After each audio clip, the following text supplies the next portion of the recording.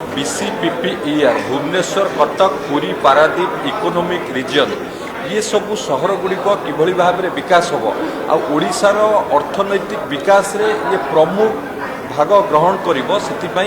आज माननीय मुख्यमंत्री कर कमल ये उन्मोचन करागला ये निश्चित भाव में आमर समस्त ओडिशावासी आज गर्वर कथा भुवनेश्वर रे जो व्यवस्था अच्छी कटक जो बिजनेस ट्रेडिशन अच्छी पारादीप रे जो पोर्ट अच्छी आदि कार्गो हैंडलिंग रे एक नंबर अच्छी पुरी रो जो कल्चर टूरिज्म अच्छी ये सबको इंटीग्रेट करिकी किभली भाव में आम राज्यर विकास हम ता उपरे गुरुत्व दि जाए कि ये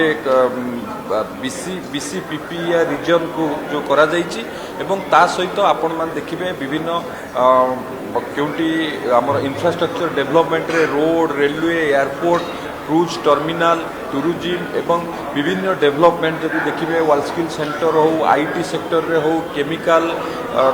डाउनस्ट्रीम पार्क हो एमती विभिन्न सेक्टर डेवलपमेंट पाई एथरे गुरुत्व दि जाइछि एवं ये निश्चित भाव में आमर भारत वर्षर यशस्वी प्रधानमंत्री जो पूर्वोदय मिशन था एवं माननीय मुख्यमंत्री से मिशन रे ओडिशा जेभली भाव में ग्रोथ इंजिन हम जो लक्ष्य नहीं काम करुले ये लक्ष्य साधन हम एवं समृद्ध ओडिशा विकसित ओडिशा गठन में ये रीजन इकोनॉमिक रीजन निश्चित भाव में प्रमुख भूमिका ग्रहण करियो।